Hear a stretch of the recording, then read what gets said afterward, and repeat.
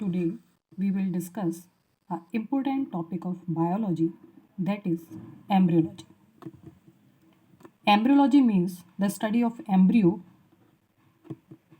Embryo का formation किस तरीके से होता है इन प्लांट, उसको हम एम्ब्रियोलॉजी कहते हैं। तो प्लांट के केस में अगर हम एम्ब्रियोलॉजी की बात करें कि फादर ऑफ एम्ब्रियोलॉजी कौन है, तो वो आपके father of embryology world level पर कार्ल अर्नेस्ट वॉन वेयर, ये आपके वर्ल्ड लेवल पर फादर ऑफ एम्ब्रियोलॉजी हैं। इनका जो जन्म है वो हुआ था आपका रसिया में 1792 में। इंडिया के अंदर हम फादर ऑफ एम्ब्रियोलॉजी देखें तो इंडिया के अंदर फादर ऑफ एम्ब्रियोलॉजी हैं आपके प्रोफेसर पंचानन माहेश्वरी। एम्ब्रियोलॉजी जैसे कि मैंने आपको बताया कि स्टडी ऑफ एम्ब्रियो है, फॉर्मेशन ऑफ एम्ब्रियो है, लेकिन ये एम्ब्रियो का फॉर्मेशन किस तरीके से होता है, किस जगह पर होता है प्लांट में, तो वो आपका फ्लावर होता है। फ्लावर के अंदर आपका एम्ब्रियो फॉर्म होता है।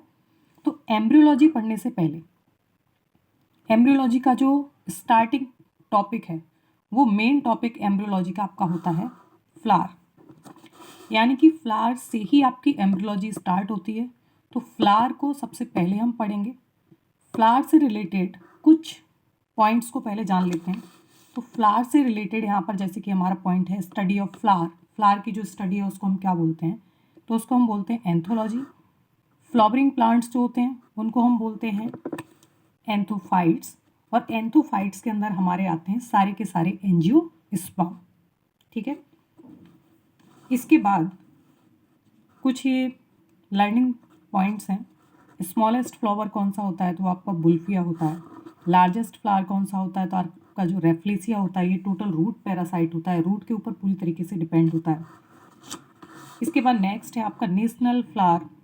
ये सभी जानते हैं कि इंडिया का नेशनल फ्लावर जो है वो क्या है, लोटस है। ये कुछ ऐसे पॉइंट्स थे जो फ्लावर की स्टडी करने से पहले आपको मालूम होने चाहिए। अब हम ये जानने की कोशिश करते हैं कि जो फ्लावर है उसका फॉर्मेशन हुआ कैसे, प्लांट के अंदर जो एम्ब्रियो है जो फ्लावर पर बन रहा है उस फ्लावर का फॉर्मेशन किस तरीके से होता है। तो उसके फॉर्मेशन की अगर हम बात करें फ्लावर के फॉर्मेशन की, तो एक डेफिनेशन है कि flower is a modified shoot in which node and internode are condensed and leaves are modified into floral whorls. यानी कि आपका जो स्टेम होता है जिसको हम शूट बोलते हैं, उस पर कुछ स्वेलिंग एरियाज पाए जाते हैं। वो स्वेलिंग एरियाज जो हैं वो एरियाज होते हैं जहाँ पर मेरिस्टेमेटिक सेल्स का नंबर ज़्यादा होता है, और मेरिस्टेमेटिक सेल्स का नंबर ज़्यादा होने की वजह से इन पर स्वेलिंग आ जाती है, जिनको हम बोलते हैं नोड्स। ओके, तो ये जो दो नोड्स हैं, इन नोड्स के बीच में कुछ स्पेस आपको दिख रहा है, उसको हम बोलते हैं इंटरनोड्स।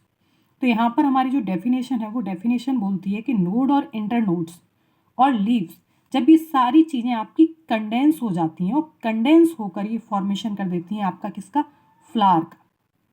ठीक है, तो ये आपकी फ्लावर की क्या हुई, एक डेफिनेशन हुई कि फ्लावर का फॉर्मेशन किस तरीके से होता है। अब हम फ्लावर का अगर स्ट्रक्चर देखें कि किस तरीके से फ्लावर दिखता है, उसको देख लेते हैं हम सबसे पहले। तो यहाँ पर हमारा जो एम्ब्रियोलॉजी का सब टॉपिक है, यानी कि हमारा टॉपिक है एम्ब्रियोलॉजी और हमारा जो सब टॉपिक है वो है फ्लावर। आप जैसे कि देख रहे हैं ये एक फ्लावर है। ओके, फ्लावर को आप जिस जगह से पकड़ते हो, आप यहाँ से पकड़ते हो, तो पकड़ने वाली जो पोजीशन है उसको हम बोलते हैं पेडिकल। जहाँ से हम फ्लावर को पकड़ते हैं दैट इज पेडिकल। उसके ऊपर आप एक स्वेलिंग वाला पोर्शन देखते हो, ये जो स्वेलिंग वाला पोर्शन है दैट इज रिसेप्टाकल। इसको हम रिसेप्टाकल बोलते हैं, या फिर इसको हम थैलेमस भी बोल सकते हैं। ओके, अब आप देख रहे हो कि इस पर सबसे पहले ग्रीन लीव्स का एक होल्ड होता है, एक पूरा चक्र सा होता है ग्रीन लीव्स का। वो जो ग्रीन लीव्स का पूरा चक्र होता है उसको हम बोलते हैं कैलिक्स। यानी कि फ्लावर का आपका जो फर्स्ट होरल है वो आपका क्या हो गया, कैलिक्स। देन आप देखते हो कि कलरफुल लीव्स का एक चक्र होता है, कलरफुल लीव्स का एक होल्ड होता है। उस कलरफुल लीव्स के होल्ड को हम बोलते हैं कोरोला। क्या बोलेंगे, कोरोला।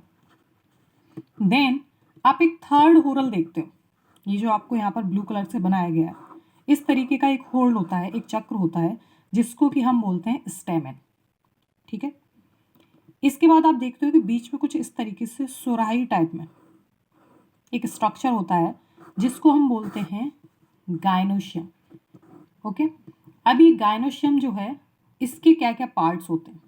इसका जो आपको ये ऊपर स्वेलिंग वाला पोर्शन दिख रहा है, कुछ कुशन लाइक स्ट्रक्चर दिख रहा है, दैट इज स्टिग्मा।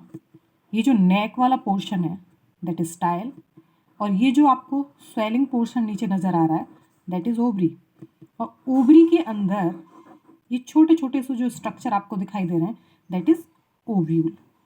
तो इस तरीके से आपने देखा कि एक फ्लावर के अंदर 4 होल्स होते हैं। सबसे पहला होल जो आपका होता है दैट इज कैलिक्स का होल। सेकंड होल जो होता है आपका दैट इज कोरोला का होल। थर्ड होल जो आपका होता है दैट इज स्टेमेन का होल। फोर्थ होल जो आपका होता है दैट इज गायनोशियम का होल। ठीक है, तो इस तरीके से एक फ्लावर, कंप्लीट फ्लावर के अंदर आपको 4 होल्स दिखाई देते हैं। और ये जो 4 होल्स हैं वो आपके कौन कौन से हैं? Calyx, Corolla, stamen. ठीक है, स्टेमेन को आप एंड्रोशियम भी बोल सकते हो, एंड्रोशियम।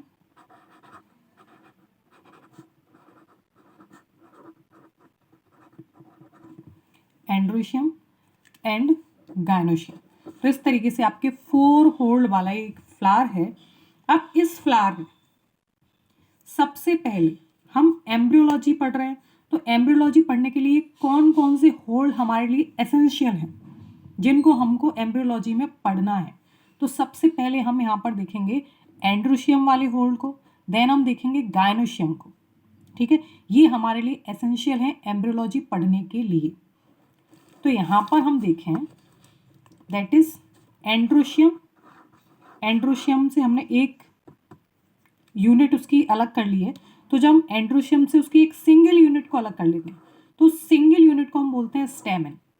ओके, पूरा जो होल्ड है एंड्रोशियम का, जो यहाँ पर पूरा चक्र बना हुआ है, इस तरीके से कई सारे लगे होंगे, तो ये पूरा होल्ड तो आपका एंड्रोशियम हो जाएगा। जब आप इससे एक सिंगल यूनिट को आइसोलेट कर लोगे तो ये जो सिंगल यूनिट है आपकी उसको आप क्या बोलोगे? स्टेमेन।